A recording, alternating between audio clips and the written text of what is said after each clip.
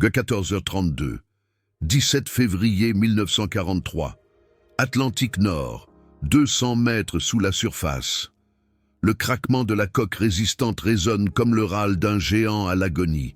L'Oberleutnant Werner Hartmann fixe intensément la sonde de profondeur. L'aiguille tremble, indiquant 198 mètres. Soudain, un bruit que tout sous-marinier redoute, un claque métallique, un sifflement strident. De l'eau, dans cet enfer, à 20 atmosphères sous la surface. Tandis que 8 destroyers britanniques tournoient au-dessus, déversant une pluie de 127 grenades anti-sous-marines, la coque du U-463 a cédé, une voie d'eau. À 200 mètres de profondeur, les 47 prochaines minutes décideront du sort de 44 hommes, vivre ou mourir. Le commandant du convoi britannique, le capitaine Richard Blackwood, à bord du HMS Hesperus, avait déjà coulé 2 U-boots cette nuit-là. Son message radio à l'amirauté à 13h47 était sans équivoque. Citation. 3e U-boot localisé, profondeur inconnue, début de l'attaque de destruction. 8 navires de son groupe de chasse patrouillaient au-dessus de la position supposée du U-463, tels des requins autour d'un poisson blessé. Avant de continuer, si vous appréciez ce genre d'histoire documentée, abonnez-vous maintenant. C'est gratuit et ça nous aide énormément. Continuons. Hartmann avait 27 ans, un hambourgeois, fils d'un docker, qui s'était frayé un chemin à travers l'académie navale.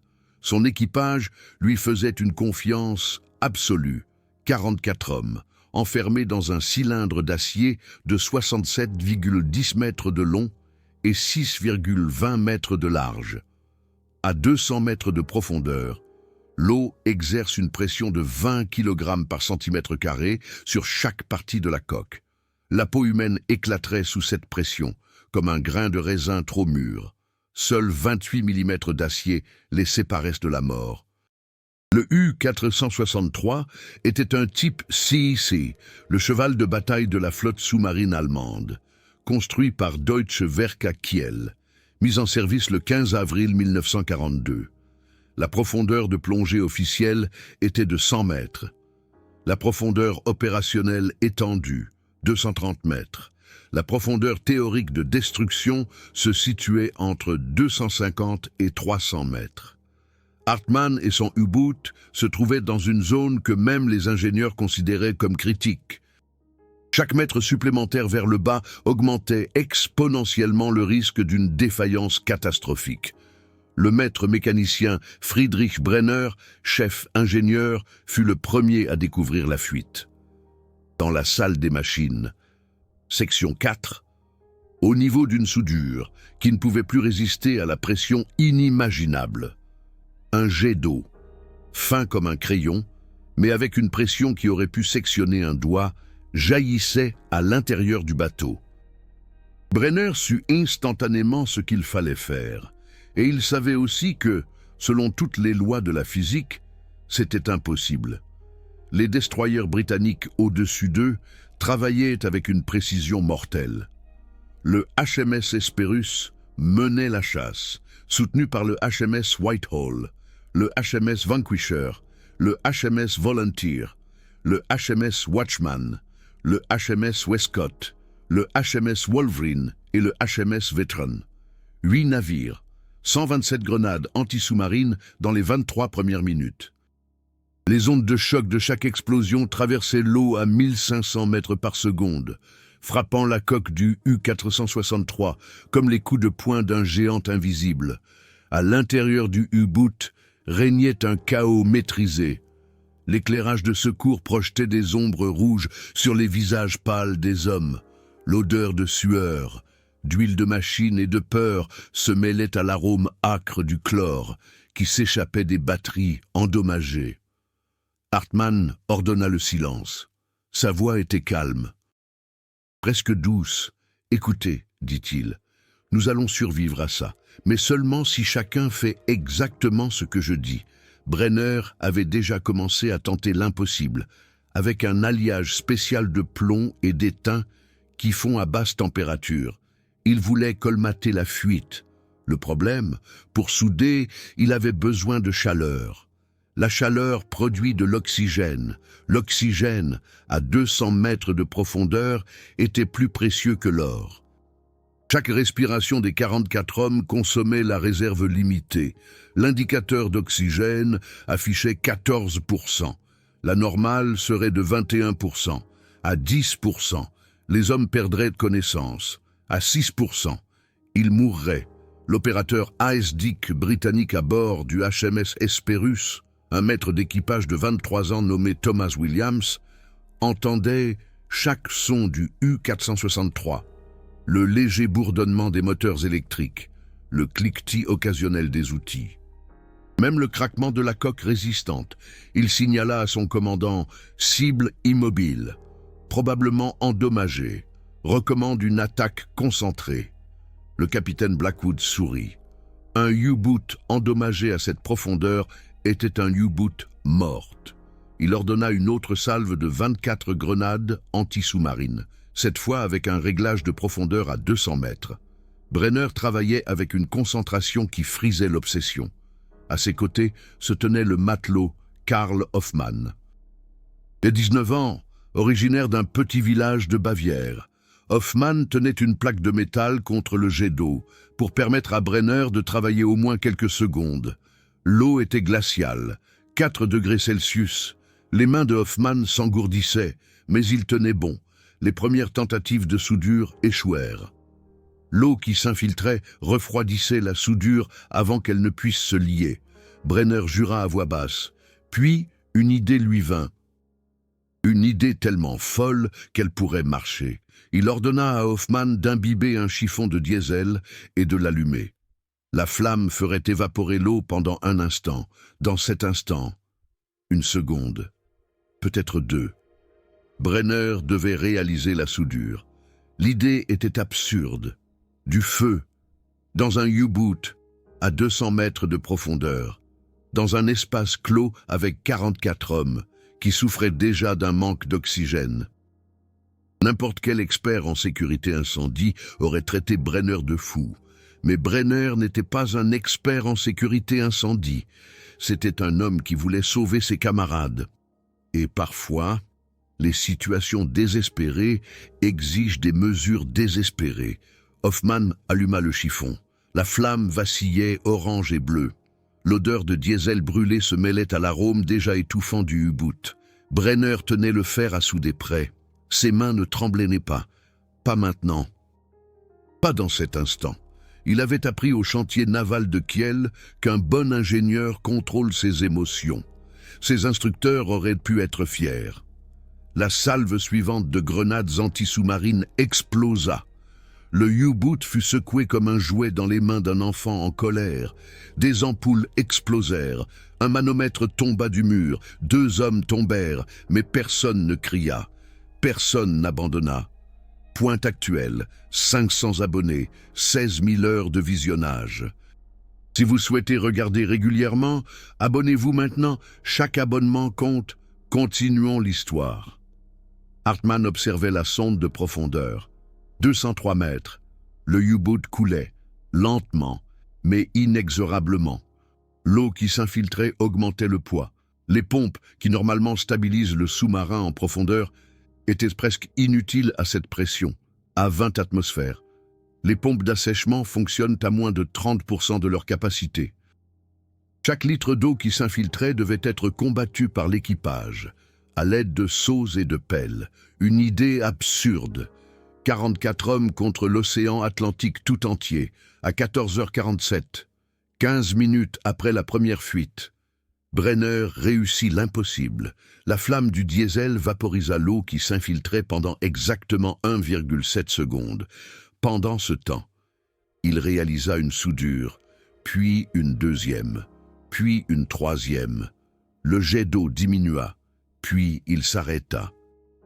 La fuite était colmatée, mais la crise n'était pas terminée, loin de là. Le sous-marin avait absorbé 3,2 tonnes d'eau pendant les 15 minutes de réparation. Il se trouvait maintenant à 211 mètres de profondeur. La profondeur de destruction approchait.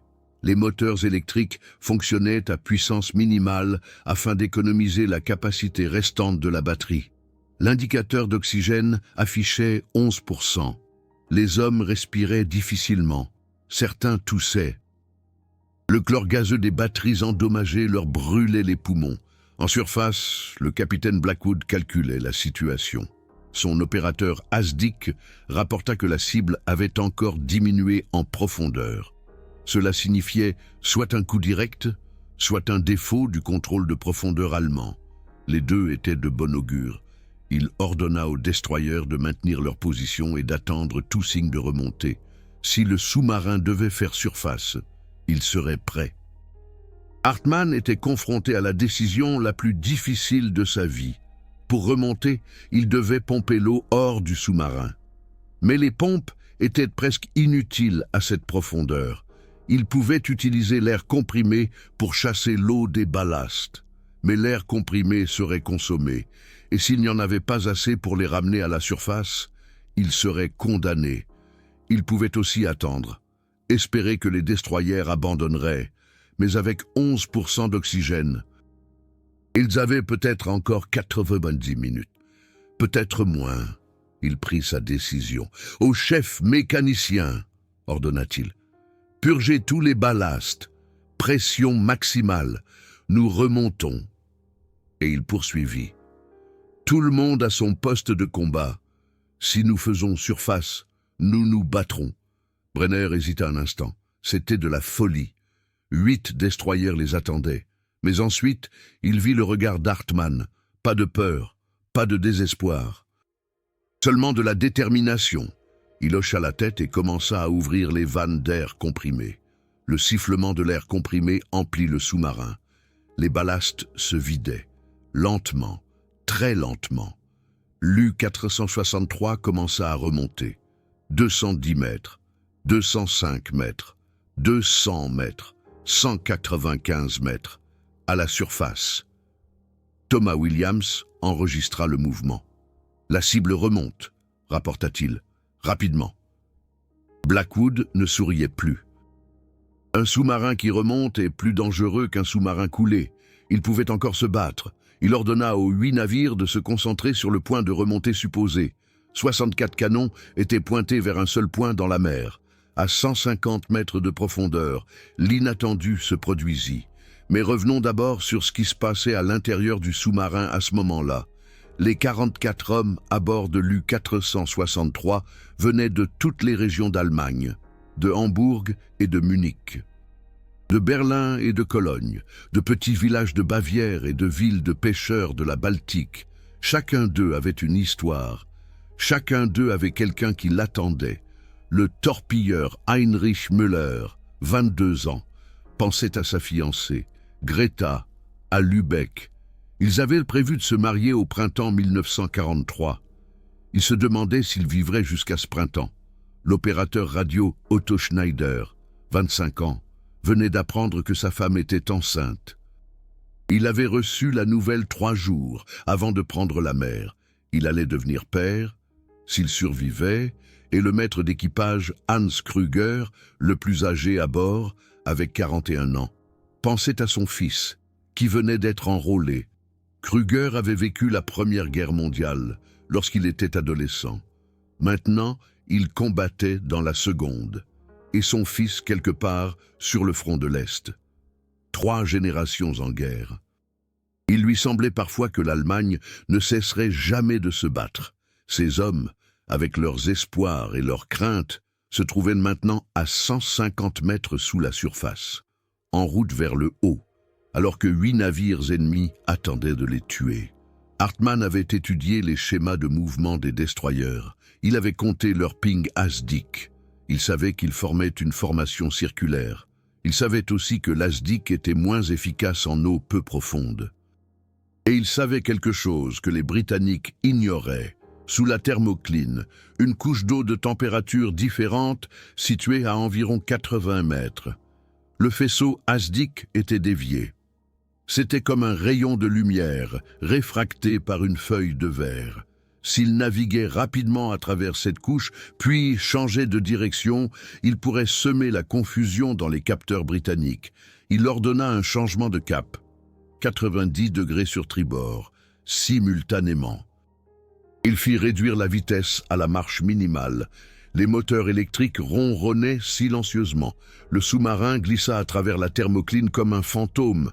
Williams perdit le signal. « Cible disparue », rapporta-t-il. Sa voix incertaine pour la première fois. « Je l'ai perdu », Blackwood jura. Il ordonna une recherche de surface. Les 8 destroyers commencèrent à balayer systématiquement la zone. Mais la mer est immense. Et un sous-marin qui ne bouge pas est presque invisible. Hartmann ordonna un silence absolu. Pas de mouvement, pas de bruit. Même la respiration était contrôlée. 44 hommes, entassés dans un cylindre d'acier, attendaient.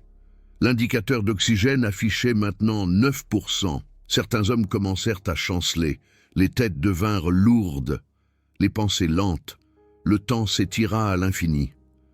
À 15h19, 47 minutes après la première fuite, Blackwood prit une décision. Le convoi ne pouvait plus attendre. Le danger que représentaient les sous-marins pour les navires marchands était trop grand. Il ordonna l'abandon de la recherche. Citation du journal de guerre du HMS Hesperus. 15h19. Recherche abandonnée. Perte ennemie présumée due à des dégâts de profondeur. Aucune confirmation possible. Reprise de l'escorte du convoi. Hartmann entendit les bruits d'hélices des destroyers s'éloigner. Il attendit encore 30 minutes. Puis, lorsqu'il fut sûr qu'ils étaient seuls, il ordonna de faire surface. La mer était vide, les écoutilles furent ouvertes. De l'air frais envahit le sous-marin. Des hommes, qui étaient sur le point de perdre conscience, respirèrent profondément. Certains pleuraient, d'autres riaient, la plupart faisaient les deux en même temps. Hartmann monta sur le pont. Le soleil se couchait. Le ciel était rouge et orange. Il pensa à sa femme, Helga, à Hambourg, à son petit garçon, Werner Junior, 3 ans. Il ne l'avait pas vu depuis 8 mois. Il se demandait s'il la reverrait un jour. Frédéric arriva à ses côtés. L'ingénieur en chef était épuisé. Ses mains tremblaient. Mais dans ses yeux, il y avait quelque chose que Gaspard reconnut, de la fierté.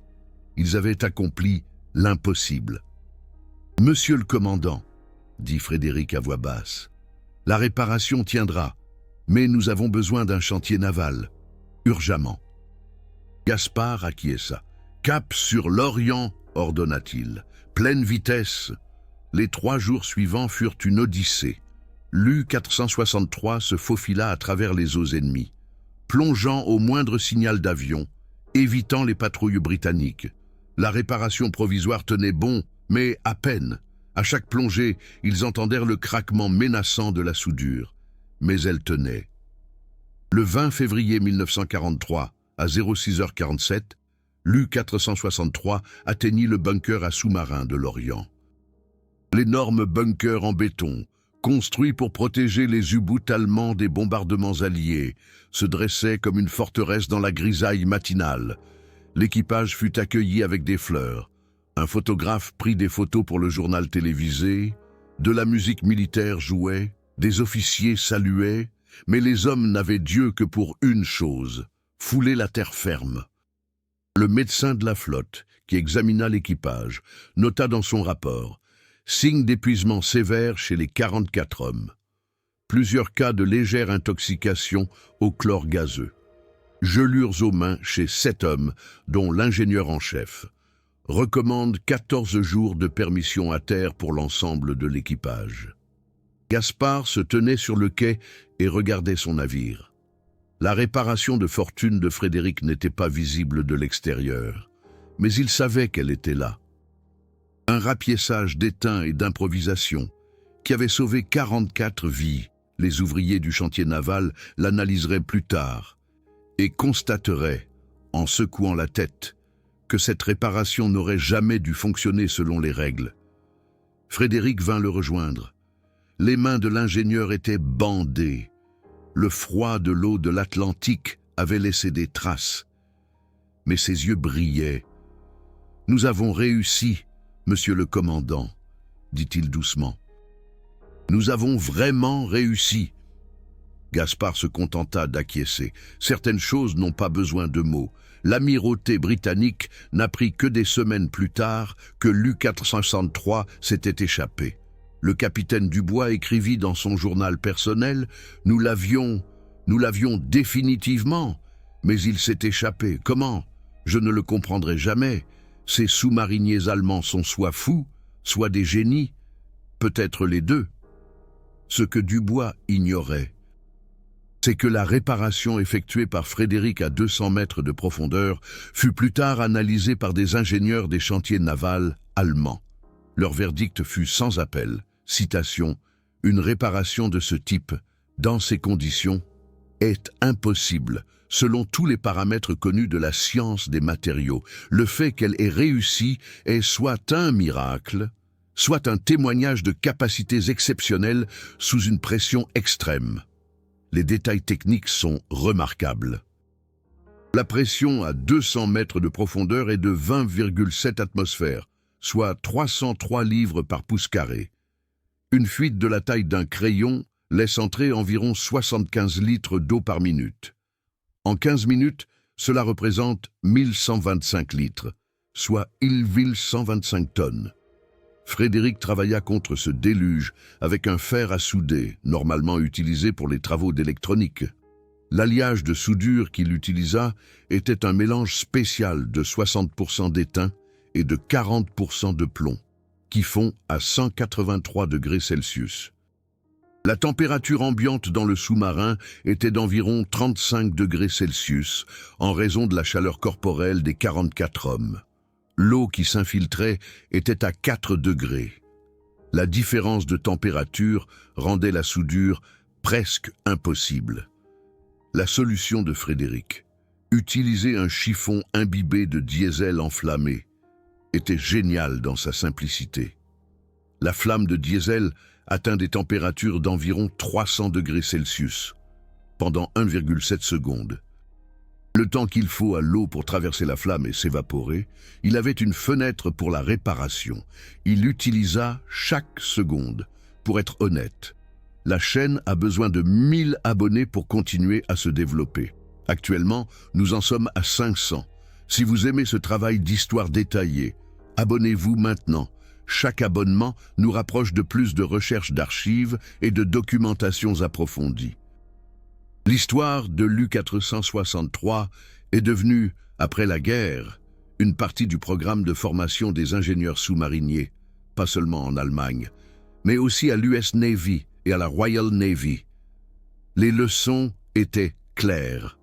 Premièrement, les limites de la technique sont souvent plus larges que nous le pensons.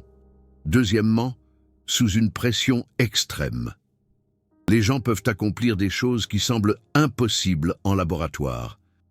Troisièmement, la camaraderie et la confiance sont aussi importantes que les connaissances techniques. Werner Hartmann survécut à la guerre. Il fut capturé le 3 mai 1945 et passa 18 mois dans un camp de prisonniers de guerre britannique. Après sa libération, il retourna à Hambourg et travailla comme ingénieur dans l'industrie navale. Il se remaria après que Sophie soit décédée de la tuberculose en 1947. Son fils, Werner Junior, devint plus tard lui-même officier de marine. Mais dans la Bundesmarine, Frédéric, l'ingénieur en chef, émigra au Canada en 1951. Il travailla pour une entreprise de construction navale à Vancouver. Dans une interview en 1978, on l'interrogea sur la réparation à 200 mètres de profondeur. Sa réponse fut typiquement modeste. « J'ai fait ce qu'il fallait faire. Chacun de nous l'aurait fait. Nous étions une équipe. » Jean Le Gall, le marin de 19 ans qui tenait la plaque contre le jet d'eau, ne survécut pas à la guerre. L'U-463 fut coulé le 14 août 1943 lors d'un bombardement dans le port de Bordeaux. Il s'agissait d'une attaque de la Royal Air Force. Des bombardiers de type Lancaster larguèrent leur cargaison mortelle sur les bunkers à sous-marins allemands. L'U-463 était en cale sèche pour réparation. Jean était à bord lorsque les bombes tombèrent. Il avait eu 20 ans. Sa mère en Bretagne reçut la nouvelle 3 semaines plus tard. Une lettre officielle, froide et impersonnelle. Son fils Jean était mort pour la patrie. Les détails étaient confidentiels. Elle n'apprit jamais que son fils, 6 mois plus tôt, à 200 mètres de profondeur, avait tenu une plaque contre la mort. Elle n'apprit jamais qu'il avait sauvé la vie de 44 hommes. Frédéric n'apprit la mort de Le Gall qu'après la guerre. Dans son interview de 1978, il dit, la voix brisée, « Jean était un gamin avec des mains engourdies et un cœur courageux. Sans lui, nous serions tous morts. Et puis il est mort quand même. Ce n'est pas juste. Rien dans la guerre n'est juste. » Henri Moreau, le torpilleur qui pensait à sa fiancée Juliette, survécut. Il retourna à Brest et l'épousa en juin 1945. Ils eurent 4 enfants. Il vécut jusqu'à 87 ans. Olivier Lambert, le radio dont la femme était enceinte, survécut également. Il apprit à connaître son fils. Il le nomma Frédéric, en hommage à l'ingénieur en chef. Celui qui leur avait tous sauvé la vie. L'histoire du U-463 est bien plus qu'un simple récit de guerre. C'est un témoignage poignant de la capacité humaine à endurer, dans des conditions inhumaines, 44 hommes, enfermés dans un cercueil d'acier, à 200 mètres sous la surface, cernés par l'ennemi, l'air se raréfiant, une voie d'eau, qui, selon toutes les lois de la physique, aurait dû les condamner. Et pourtant, ils ont survécu. La question qui subsiste, qu'est-ce qui permet à des êtres humains de réaliser de telles prouesses? Est-ce la formation? Est-ce l'instinct?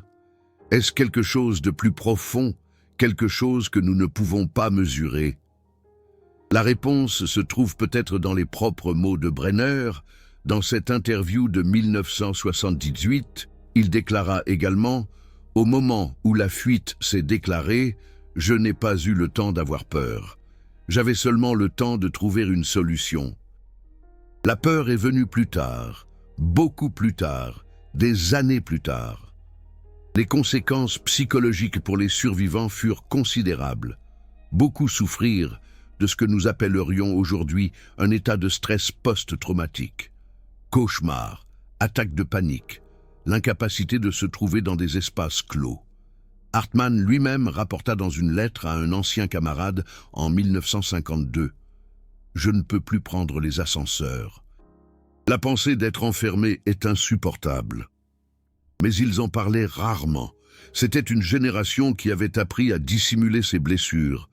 Les sous-mariniers allemands de la Seconde Guerre mondiale portaient leurs expériences comme des cicatrices invisibles. Ce n'est que des décennies plus tard, lorsque des historiens commencèrent à recueillir leurs témoignages, que tous les détails furent révélés. Le point de vue britannique est tout aussi révélateur. Après la guerre, le capitaine Blackwood mena une longue vie de retraité de la marine, en Cornouailles. Dans ses mémoires, publiés en 1965, il consacra un chapitre entier à l'incident du 17 février 1943. Il écrivit « De tous les sous-marins que j'ai traqués, celui-ci est le seul qui me donne des cauchemars. Non pas parce que nous n'avons pas pu le couler, mais parce que je ne comprends toujours pas comment il a pu s'échapper. À cette profondeur, avec ces dommages. Il aurait dû couler. Le fait qu'il n'ait pas coulé ébranle ma compréhension de ce qui est possible. » Thomas Williams, l'opérateur Asdic, qui perdit le signal, quitta la marine après la guerre et devint pêcheur dans un petit village de la côte des Cornouailles. Il ne parla jamais de son temps à bord du HMS Hesperus, ni à sa femme, ni à ses enfants. La mer qui le nourrissait en tant que pêcheur était la même mer dans laquelle il avait essayé de tuer des hommes. Cette ironie ne lui échappait pas. Son fils raconta dans une interview en 2001 « Mon père ne parlait jamais de la guerre, mais parfois, la nuit, je l'entendais murmurer dans son sommeil. Toujours la même chose, je l'ai perdu, je l'ai perdu, Je n'ai jamais su ce qu'il avait perdu. Ce n'est qu'après sa mort, en épluchant ces vieux papiers, que j'ai trouvé un rapport sur le 17 février 1943. Alors, j'ai compris. Williams décéda en 1989 à l'âge de 69 ans. Sur sa pierre tombale, on peut simplement lire « Un pêcheur qui aimait la mer » de ce sous-marin allemand qu'il avait failli couler ce jour-là. Personne dans son village ne savait rien. La tactique de la thermocline, utilisée par Hartmann, fut plus tard intégrée au manuel de formation de l'OTAN. C'est l'une des nombreuses techniques étudiées par les deux camps pendant la guerre froide. Les Américains l'appelaient « layer evasion ». Les Soviétiques avaient leur propre terme pour cela, mais l'idée de base restait la même, utiliser la nature contre la technologie. Il est intéressant de noter que la manœuvre de Hartmann a également été utilisée dans le film Das Boot de 1981. Bien que le film soit basé sur le livre de Lothar Günther Buchheim et non sur les expériences du U-463, Buchheim lui-même était correspondant de guerre à bord du U-96 et a vécu des situations similaires. Les parallèles entre les différentes histoires de sous-marins sont frappants. C'était presque comme si tous les sous-mariniers allemands vivaient les mêmes expériences, partageaient les mêmes peurs, les mêmes rêves et les mêmes cauchemars. C'était l'une des nombreuses innovations issues des expériences de la Seconde Guerre mondiale. L'ironie qu'une tactique allemande soit reprise par les anciens ennemis n'échappa à personne. Mais l'histoire du U-463 n'est pas seulement une histoire de tactique et de technologie. C'est une histoire d'homme, de Werner Hartmann, qui garda son sang-froid, alors que tout autour de lui sombrait dans le chaos, de Friedrich Brenner, qui réalisa l'impossible avec ses mains, de Karl Hoffmann, qui lutta contre la mort avec des doigts engourdis, et de 41 autres hommes, dont les noms prennent la poussière dans les archives, mais qui, ce jour-là, dans les profondeurs de l'Atlantique, étaient tout aussi importants.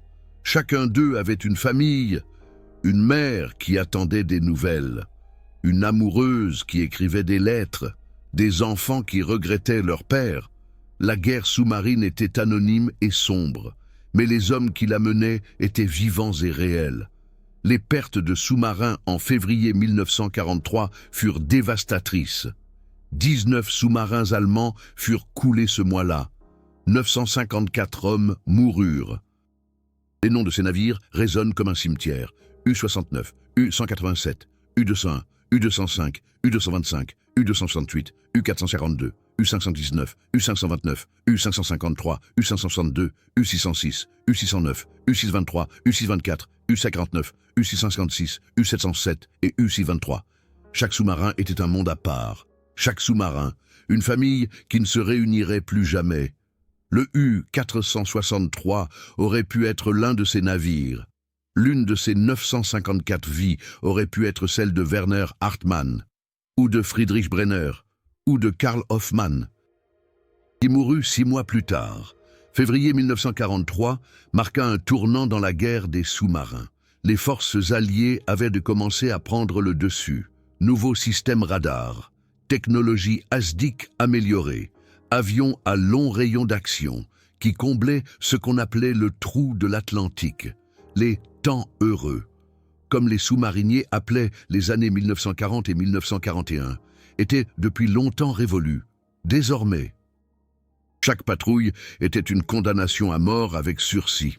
L'amiral Karl Dönitz, le commandant de la force sous-marine, était conscient de ses pertes. Il savait qu'il envoyait des hommes à la mort. Mais la guerre exigeait des sacrifices. Et donc, ils continuèrent à prendre la mer, encore et encore, jusqu'à ce que la mer les engloutisse ou que la paix revienne.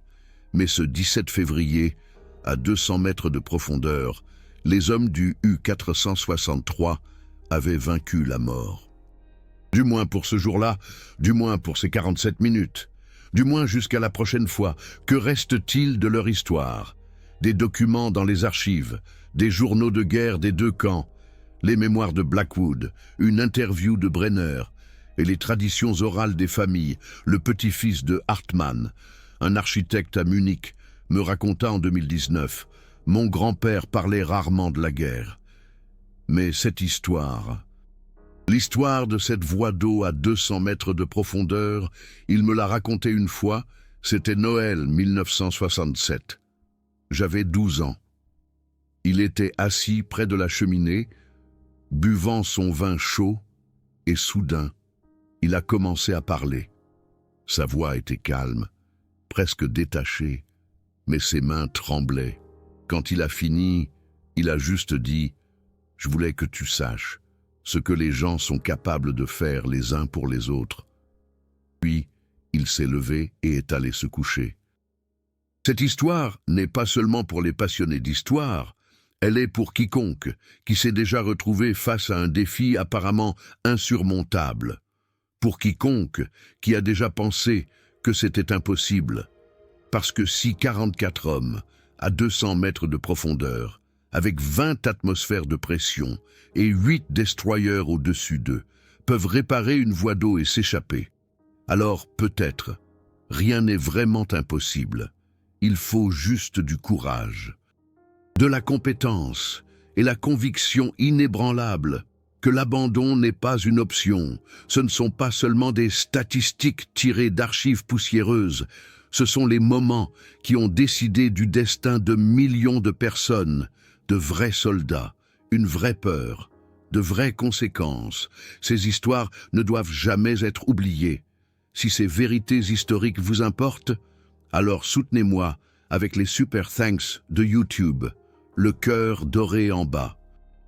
Chaque Super Thanks me permet de passer des semaines dans les archives, à numériser des documents rares, à interviewer les derniers témoins. L'histoire du U-463 s'est terminée le 14 août 1943, mais son héritage perdure. Dans le matériel pédagogique des marines du monde entier, dans les souvenirs des familles, et maintenant, dans ce récit, 200 mètres sous la surface, 20 atmosphères de pression, 8 destroyers, 127 grenades sous-marines, 1 voie d'eau, 44 hommes, 47 minutes, et un miracle qui, selon toutes les règles de la physique, n'aurait jamais dû se produire. Mais il s'est produit, parce que les êtres humains, quand les enjeux sont élevés, sont plus que la somme de leurs limites. C'est l'histoire du U-463, l'histoire d'un équipage qui a réparé une voie d'eau à 200 mètres de profondeur et a échappé à 8 destroyers. Une histoire qui ne doit jamais être oubliée. Si vous avez des membres de votre famille qui ont servi dans la marine ou dans des sous-marins, ou si vous connaissez des histoires de cette époque, partagez-les dans les commentaires. Chaque souvenir partagé est un souvenir qui ne se perd pas. Ces histoires nous relient à notre passé et nous enseignent ce que les gens sont capables de faire les uns pour les autres quand tout est en jeu.